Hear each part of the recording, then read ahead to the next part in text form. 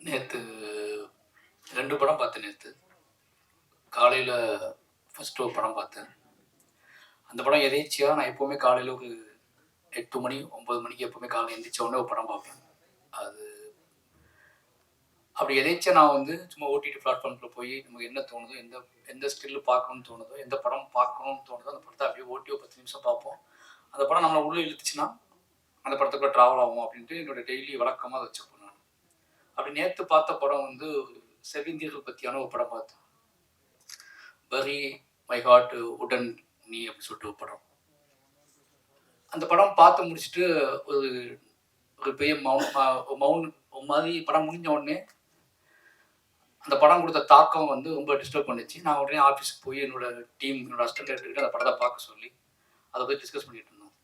இந்த படம் பார்த்து முடிச்சதுக்கப்புறம் அதை பற்றி ஒரு டிஸ்கஷன்லாம் போனதுக்கப்புறம் நைட்டு ஒரு 11:00 வந்து அம்பேத்கரை வந்து இந்த படத்தை அனுப்பி விட்டாங்க. இதை பார்த்துட்டு காலைல வா ஈவினிங் ஃபங்க்ஷனுக்கு வந்துருங்கன்னு சொல்லிட்டு. அப்புறம் இந்த படம் பார்த்தோம். எல்லாம் என் அசிஸ்டன்ஸோட சேர்ந்து அந்த படம் பார்த்தேன். ஏதோ தெரியல சம்மந்தம் இல்லாமல் இந்த 2 படத்துக்குமான ஒரு பயங்கரமான ஒரு கனெக்ஷன் இருந்துச்சு. பயங்கரமான ஒரு ஒரு தாக்கம் இருந்துச்சு. கிட்டத்தட்ட நானும் என் அசிஸ்டன்ட்டும் பயங்கரமான ஒரு டிஸ்கஷனுக்குள்ளே போனோம். ஒரு 6, 7 மணிக்கு தான் காலைல படுக்க போனோம். இந்த 6 மணியுமே இந்த 6 மணி வரைக்கும் எனக்கு என்ன உரையாடல் இருந்துச்சுன்னா, 2 படங்களுமே வந்து மிகப்பெரிய தாக்கத்தை ஏற்படுத்தியிருக்கு. 2 படங்களும் வெவ்வேறு வடிவமான போராட்ட வடிவங்களை முன்வைக்கிற படங்கள்.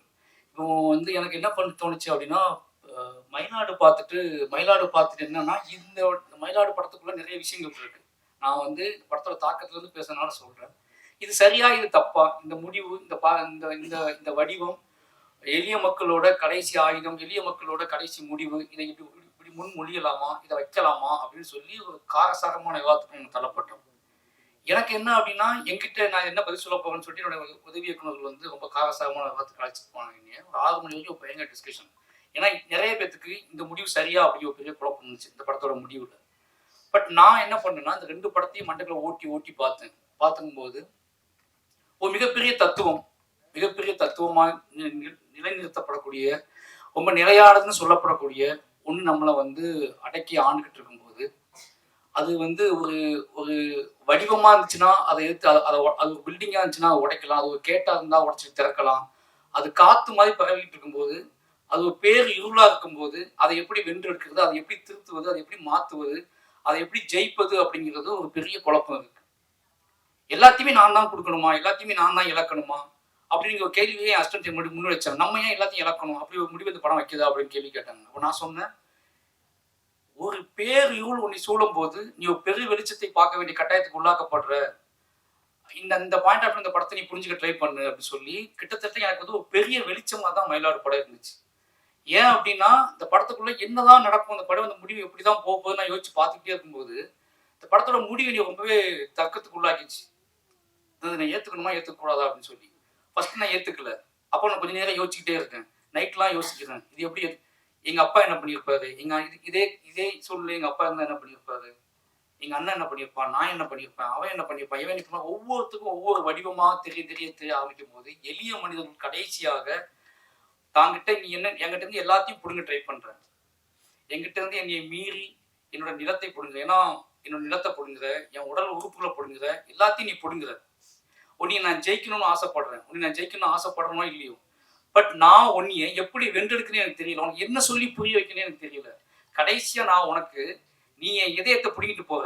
அந்த இதயத்தின் வழி நான் உனக்கு ஒரு அகத்தை கொடுக்க ட்ரை பண்றேன் அப்படிங்கிறது இந்த படம் சொல்லி முடிக்கும் போது, கிட்டத்தட்ட நான் அந்த படத்தை முடியும் போது என்னோட உதவி சொன்ன விஷயம் ஒன்னே ஒண்ணுதான். நான் என்ன சொன்னேன் அப்படின்னா, இந்த படத்தை நீ வந்து எல்லா உனக்கு ஒரு எக்ஸ்போசர் இருக்கு, உனக்கு ஒரு அறிவு இருக்கு. அந்த அறிவுல அந்த படத்தை பார்க்காது. ஒவ்வொரு வாழ்க்கை, ஒவ்வொரு தத்துவத்தின் அடிப்படையிலையும், ஒவ்வொரு வாழ்வினோட தன்னோட எந்த கிளையை பிடிச்சிக்கிட்டு, எந்த புள்ளியை பிடிச்சிட்டு ஒருத்த வாழ ஆரம்பிக்கிறானோ, அந்த புள்ளி அவனுக்கு ஒன்று கற்றுக் கொடுத்துருக்கும். இந்த படத்துல இருக்கக்கூடிய அந்த கேரக்டர், சசிகுமார் சாரோட கேரக்டர், தொடக்க காலத்துல இருந்து அது காட்டப்பட்ட நேரத்துல இருந்து அது ஒரு புள்ளியை கைப்பற்றிக்கிட்டு, ஒரு பூனையை காப்பாத்தினவன், ஒரு எலியை காப்பாத்தினவன், ஒரு எறும்பை காப்பாத்தினவன், யார் ஒரு மனுஷனை விட்டுட்டு போவானா? ஒரு மனுஷனை விட்டு அவன் எப்பேற்பட்ட அயோக்கியனா இருந்தாலும், அவன் எப்பேற்பட்ட கொடுங்கோலனா இருந்தாலும், அவனை விட்டுட்டு போவானா அப்படிங்கிற கேள்வியை முன்வைக்கும் போது எனக்கு பயங்கரமான ஷாக்கா இருந்துச்சு. நம்ம என்ன நினைக்கிறோம் அப்படின்னா, நம்மோட அறிவை பயன்படுத்தி, நமக்குள்ள எக்ஸ்போசரை பயன்படுத்தி, நம்ம காட்டப்படுற ஆர்ட் ஃபார்முக்குள்ள நம்மளோட கேள்வி கேட்டுட்டே இருக்கும். ஆனால் ஆர்ட் ஃபார்ம் அப்படிங்கிறது நம்மளோட எக்ஸ்போஸை வச்சு மட்டும் பார்க்கக்கூடியது கிடையாது. அங்கு காட்டக்கூடிய மனிதர்கள் அவர்கள் அதை எப்படி வென்றெடுத்தார்கள், அதை அந்த அந்த மனிதர்கள் அந்த அந்த உயரிய உன்னதத்தை எப்படி அடைந்தார்கள், தங்களை எப்படி மீட்டெடுத்தார்கள் அப்படிங்கிறத காட்டக்கூடியது தான் ஆர்ட் ஃபார்ம். அந்த ஒரு முக்கியமான ஆர்ட் ஃபார்ம் வேலையை வந்து இந்த படம் வந்து மயிலாடு செஞ்சிருக்கு. முழு இரவையும் கைப்பற்றின படம் தான் மயிலாடு. என்னோட முழு இரவையுமே யோசிக்க வச்ச ஒரு படம் தான் மயிலாடு. நிச்சயமா வந்து சசிகுமார் சாருக்கு ரொம்ப நன்றி சொல்லணும். ஏன்னா சசிகுமார் சாரோட தொடக்க காலத்துல எனக்கு தெரியும். தொடக்க காலத்துல நான் வந்து சசிகுமார் சார்ல பயப்படுவேன். இப்போ என்ன கதை கொண்டு வர போகிறாரு தெரியல அப்படின்னு சொல்லிட்டு. ஆனால் ஒரு கட்டத்துக்கு அப்புறம் அவர் கொண்டு வந்த கதைகள் எல்லாருமே வந்து கிட்டத்தட்ட யாரும் பண்ணாத எந்த பெரிய ஹீரோ இவ்வளோ மார்க்கெட் இருக்கக்கூடிய ஹீரோக்கள் பண்ணா பயப்படுற கதாநாயகர்கள் தான் கொடுந்தாரு. நந்தனோட உச்சம், அயோத்தி உச்சம், இப்போ வந்து மயிலாடுற உச்சம், டூரிஸ்ட் ஃபேமிலி அதே மாதிரி தான். கிட்டத்தட்ட சசிகுமார் சார் நமக்கு என் ஹஸ்பண்ட் சொல்லும் போதே கதை யோசிக்கும் போதே சசிகுமார் சார் இருக்காரு, நம்பி யோசிங்கன்னு சொல்ற அளவுக்கு வந்து ஒரு முக்கியமான ஒரு வேலையை செஞ்சுட்டு இருக்காரு. அதுக்கப்புறம் ஆர்டிஸ்ட் அவங்க சைத்தன்யா, சைத்ரா, கோயில்பட்டி பொண்ணு மாதிரியே இருந்தீங்க. அப்படியே கோயில்பட்டி பொண்ணை நடிக்க வச்ச மாதிரியே ஒரு ஃபீல் இருந்துச்சு. ரொம்ப சந்தோஷமா இருந்துச்சு. ஏன்னா நீங்க நிச்சயமா அவங்க சொன்ன மாதிரி குருசவன் சொன்ன மாதிரி உங்களை தவற விட மாட்டாங்கன்னு நம்புறேன். ஓகேங்களா? அப்போ சான்றோடன் இந்த பாட்டு படம் பார்க்கறதுக்கு முன்னாடியே எங்க வீட்டுல கேட்டே இருப்பாங்க. அந்த ஓபிட் மட்டும் ஓ நெஞ்சில விழுந்துருக்குல அது கேட்டே இருப்பாங்க. சான்றோடன் எனக்கு ரொம்ப நெருக்கமா எனக்கு பிடிக்கும். என்ன அப்படின்னா சான்றோடன் எப்பவுமே வந்து சின்ன வயசுல நம்ம அம்மன் கோயிலில் உட்காந்து திண்ணில உட்காந்து அந்த ஒரு ஒரு தரையை தட்டி பாட்டு பாடி இருப்போம். நம்ம கூட அண்ணனோ தம்பியோ பாட்டு பாடி நம்ம ஞாபகத்துல இருந்துட்டே இருப்பாங்க. அப்படி நம்ம கூட ரொம்ப நெருக்கமா இருந்து பாட்டு பாடிட்டு இருக்க ஒரு ஆள் மாதிரியே சான்றோடன் தோணுவாரு. அவருக்கு ஒரு சந்தோஷமான மகிழ்ச்சியான நன்றியை தெரிவிச்சுக்கிறேன். அதுக்கப்புறம் அம்பேத்தனை வந்து என்ன சொல்றது, அவர் ரொம்ப உண்மையாவே சினிமாவை ரொம்ப பேஷனா பார்க்க அவர் சொல்ற கதை, அவர் சூஸ் பண்ண கதை எனக்கு ஆச்சரியமா இருக்கும். ஏன்னா கமர்ஷியலா எல்லாரும் பேசிட்டு இருக்கும்போது தம்பி அவர் மற்ற படங்களை பத்தியான ரிவ்யூ சொல்லும்போது கமர்ஷியலா பேசுவார். தன்னோட படத்தை பத்தி பேசும்போது மட்டும் நல்ல கதை தம்பி அப்படிம்பாரு. மற்ற படம் வந்து சார் என்ன படம் எப்படி இருக்கு அப்படின்னு கேட்டா அது ஒன்றும் ஒப்பேராது போல இருக்க அப்படிம்பாரு. ஒன்றும் இல்லை தம்பி சுவாரஸ்யமாவே இல்லை, ரொம்ப லேகா இருக்கு அப்படி இப்படிம்பாரு. சரி உங்க படம் எப்படின்னு கேட்டா படம் ரிலீஸ் ஆக மட்டும் கேட்போம் எப்படி வந்திருக்கு படம் அப்படின்னா தம்பி எப்படி வந்திருக்கு ஒரு நல்ல கதை தம்பி அப்படிம்பாரு. அந்த ஒரு ஒரு பெரிய அவர் வந்து சூஸ் பண்ற கதைகள் இருக்குல்ல அது வந்து நிச்சயமாவே அவருக்கு வந்து ஏதோ ஒரு பாயிண்ட் இந்த கதைக்குள்ள இருக்கணும். அது இல்லை அப்படின்னா கதையை சூஸ் பண்ண அவர் ரிலீஸ் பண்ண எல்லா படத்துலையுமே அப்படி ஒரு விஷயம் இருந்திருக்கு அப்படிங்கிறத நீங்க பார்த்தாலே தெரியும். ரொம்ப நன்றிண்ணே இந்த மாதிரி ஒரு படத்தை நீங்க திருப்பி பண்ணதுக்கு. அப்போ ராஜ்மோகனுக்கு மறுபடியும் நன்றி சொல்லிக்கிறேன். ஏன்னா அப்படின்னா திருப்பி தன்னோட போராட்ட வடிவத்தை எதன் மூலமாவது தான் ஒரு ரிப்போர்ட்டரா இருக்கும்போது எழுத்தாளனா இருக்கும்போது சந்தித்த அத்தனை மனிதர்களையும் எப்படியாவது தன்னோட திரையில காட்டிடணும்னு ஒருத்தர் துடிக்கிறது இருக்குல்ல அது வந்து ஒரு முக்கியமான விஷயம். எப்படி பார்த்தா நான் இப்ப யோசிச்சு பார்க்கும்போது எனக்கு வந்து என்னோட கதை நான் எழுதும்போது எனக்கு எல்லா மனுஷங்களும் நான் பார்த்த மனுஷங்களும் ஞாபகத்துட்டே இருப்பாங்க. அதில் நானும் இருப்பேன். அதனால எனக்கு அது ஈஸியாயிடும். ஆனா அவரு நடைப்பயணம் போகும்போது, பாதசாரியா போகும்போது, ரிப்போர்ட்டரா போகும்போது, ஒரு கொலை விசாரிக்க போகும்போது, ஒரு நடிகிட்ட பேட்டி எடுக்க போகும்போது நீ பார்த்த எல்லா மனிதர்களையுமே தன் கதைகளை கொண்டு வந்து அவர்கள் அறியாமல் விட்டு அவர்கள் ஏமாற்றப்பட்ட கதையை அவர்களுக்கே தெரியாமல் அவர்கள் ஏமாற்றப்பட்ட கதையை ஒரு திரைக்கதையை வடிவமாக்கி அதை எப்படியாவது முரண்டு பிடிச்சி அதை கொண்டு போய் சேர்த்துடணும்னு அவர் தொடர்ந்து வேலை செஞ்சுட்டு இருக்கிறது ஒரு முக்கியமான வேலை. அந்த வேலைக்காக ராஜ்மோகன் எவ்வளவு பாராட்டணும்னு தகும். ஏன்னா அவருக்கு நல்லாவே தெரியும் இதை எப்படி டோட்டலா மாற்ற முடியும் தெரியும். ஆனாலும் தொடர்ந்து அதை வேலை செஞ்சுக்கிட்டே இருக்காரு. இதை வேற ஒன்றா பண்ணலாமா, இந்த கதையை நம்ம திருப்பி ஏன் எளிய மனிதர்களை, ஏன்னா இங்க வந்து எளிய மனிதர்களை கதையாக்கும் போது அந்த வடிவம் அந்த கிராஃப்ட் வந்து சின்னதாயிடுது. அதுவே பாதியத்துக்கு பயத்தை கொடுத்துருது. ஏன்னா எல்லாருமே சின்னதா தெரியுவாங்க. அது நம்மளோட கிராஃப்டே சின்னதா இருக்க மாதிரி நமக்கு சந்தேகம் கொடுத்துரும்.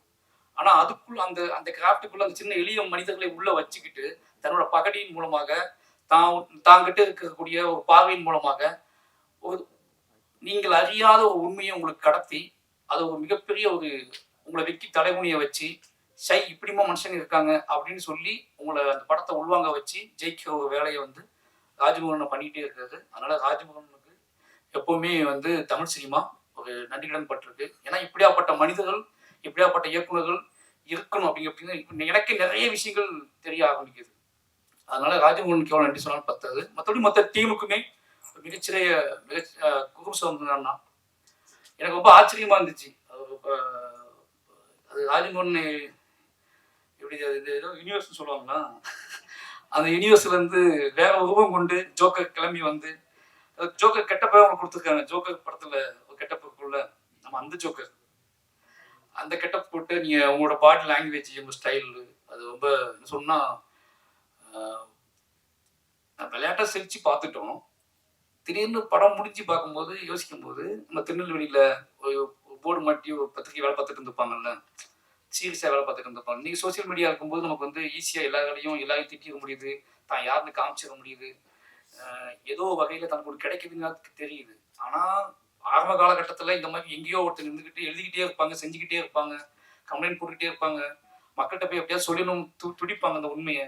அப்படியாப்பட்ட மனிதர்களை நீங்க ஞாபகப்படுத்திட்டே இருக்கீங்க அப்படின்னு இந்த கேரக்டர்ஸும் சரி, ஜோக்கரும் சரி, அப்படியாப்பட்ட மனிதர்களை நம்ம ஞாபகப்படுத்திட்டே இருக்குல்ல, அதுவும் பயங்கரமான எமோஷனலான ஒரு வேலை. இந்த கேரக்டர் திருப்பி ஞாபகப்படுத்துச்சு. நான் லா காலேஜ் படிக்கும்போது லா காலேஜ் வாசல்ல நின்று ஒருத்தர் ஒத்திலே நின்று போராட்டம் பண்ணிட்டு இருப்பாரு, தனியா நின்று போராடுவாரு, எழுதி போட்டு போவாரு. அவர் முகத்தை எனக்கு திருப்பி ஞாபகப்படுத்துச்சு. அதுக்காக உங்களுக்கு ஏன்னா நீங்க கொண்டு வர கேரக்டர் வந்து என்ன அப்படின்னா அதுக்குள்ள பகடி இருக்குல்ல, அந்த பகடிக்குள்ளேயே உங்களோட உடல் மொழி கைவிடப்பட்ட ஒரு மனுஷன். எனக்கு அப்பதான் தோணுச்சு, உங்களுக்கு ஹஸ்பண்ட் உங்களுக்கு குழந்தை இல்லையா?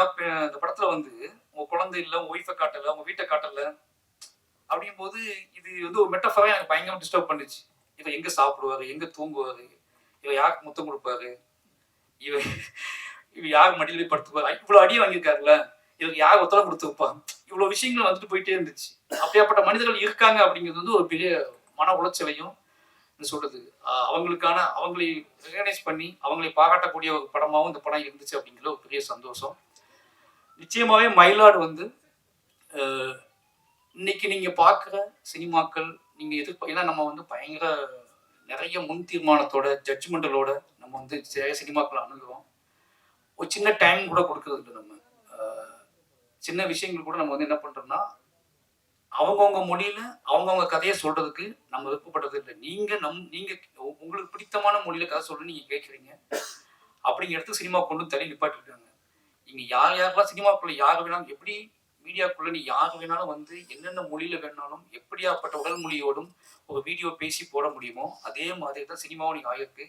சினிமாக்குள்ள நிறைய மனிதர்கள் உள்ள வந்து தனக்கு தெரிந்த மொழியில தனக்கு தெரிஞ்ச வாழ்க்கையை ரொம்ப ஆணித்தரமாகவும் தனக்கு கிடைச்ச சொற்ப விஷயங்களை வச்சுக்கிட்டு ரொம்ப முக்கியமான விஷயத்தை கடத்திட்டு போயிடுறாங்க. அப்படி ஒரு ரொம்ப காம்பேக்டா ரொம்ப நல்ல நீட்டா ஒரு கமர்ஷியல் பேக்கேஜோட மட்டும் இல்லாம, கமர்ஷியல் மீன்ஸ் நான் சொல்றது என்ன அப்படின்னா, நீங்க சினிமா பார்க்க வரீங்க, எங்களுக்கு சினிமா இந்த கதைக்கு முன்னாடி இந்த கதை 2.5 மணி நேரம் தாக்கு பிடிக்குமா அப்படிங்கிற கேள்வியோட தான் உட்காருங்க. அதுக்கப்புறம் தான் கதைக்கு முக்கியத்துவம் கொடுக்குறாங்க.